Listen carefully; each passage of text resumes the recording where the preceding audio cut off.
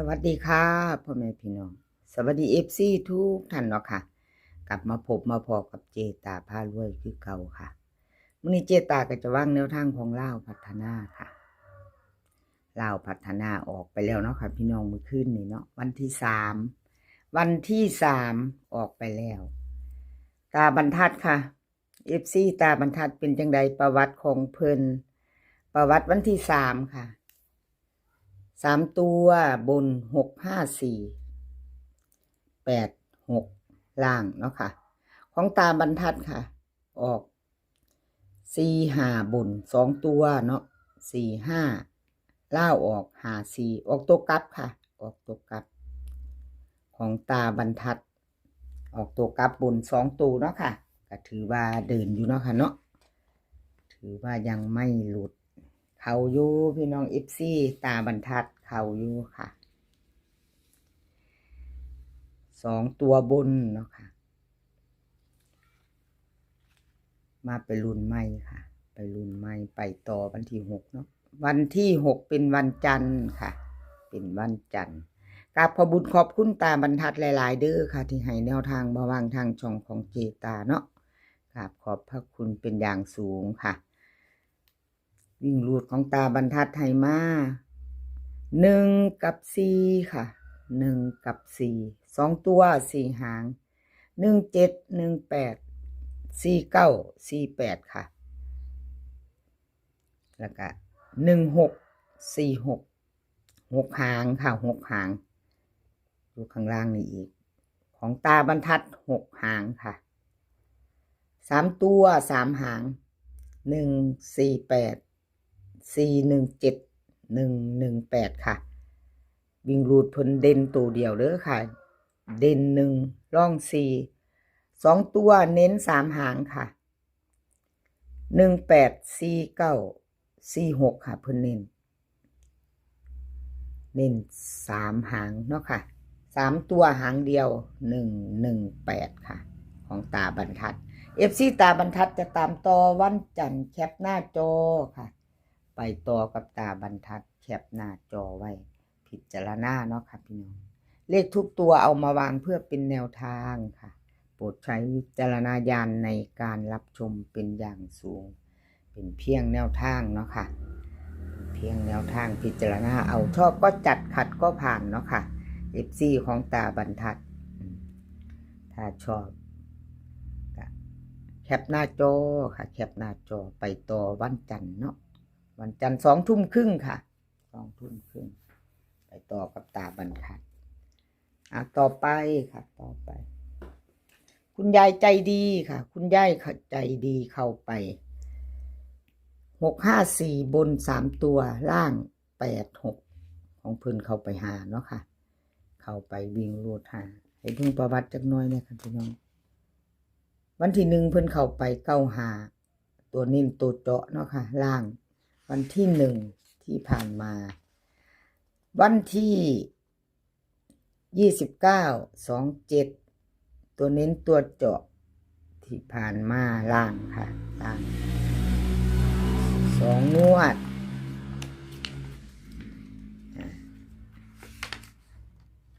ถึงมาหลุดมือขึ้นนี่เนาะพี่น้องเนาะ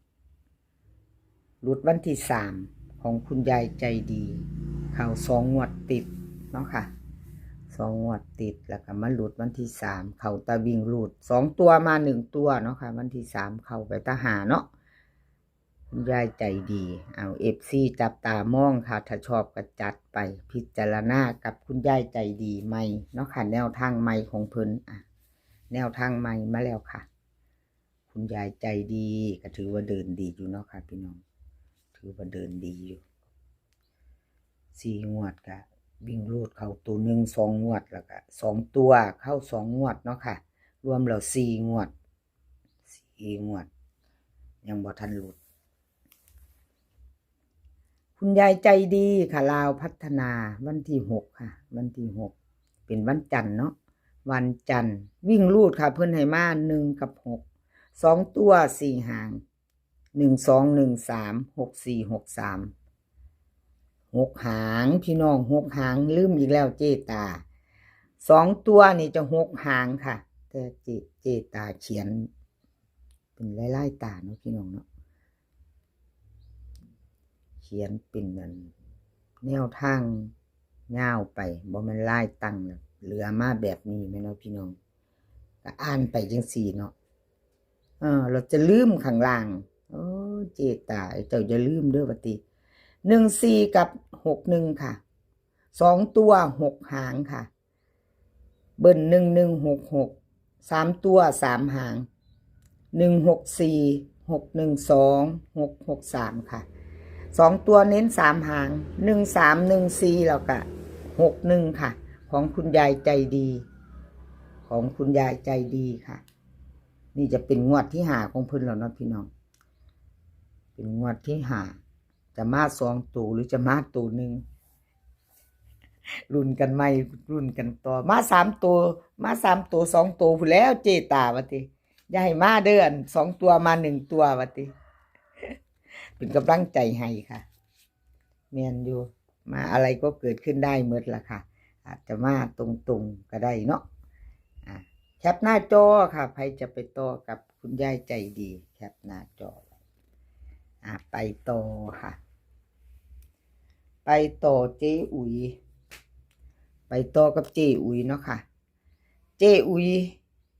วันที่3ที่ผ่านมา65486รุดไปเนาะค่ะเบิ่งประวัติจักหน่อยนี่พี่น้องรุดค่ะรุดวันที่รุดเจ๊อุ๋ยรุดต่อกันหลายอยู่ตัวนี่รุด3งวดติดกันค่ะเจตาให้กำลังแรงใจเด้อค่ะเจอุ๋ยกับขอบคุญขอบคุณที่เอาแนวทางมาว่างทางช่องเนาะค่ะต่อกัน3งวดค่ะพี่น้องเพิ่นหลุดไปเนาะหลุดก็คือหลุดล่ะค่ะชัดเจนหลุดแล้วหลุดเลยมาไปใหม่ไปต่อให้กำลังใจซึ่งกันและกันคือเก่าเนาะพี่น้องเนาะเป็นเพียงแนวทางมีเขามีหลุดเนาะค่ะกราบขอโทษขออภัย FC หลายๆค่ะขออภัยเป็นอย่างสูงที่เพิ่นหลุดไปเนาะเลขเพิ่นบ่เข้าบ่มาเนาะค่ะกราบขออภัยเป็นอย่างสูงเฮามาไปต่อวันที่6กันค่ะวันที่6เจ๊อุ๋ย8กับ1ค่ะเพิ่นให้วิ่งรูด8กับ1 2โต4หางค่ะ8180 1415เบิ่นก็จะมี88 11ค่ะ3ตัว3หาง3ตัว3หาง180 814 115วิ่งรูดเพิ่นเด่น8ตัวเดียวค่ะเด่น8ตัวเดียวล่อง1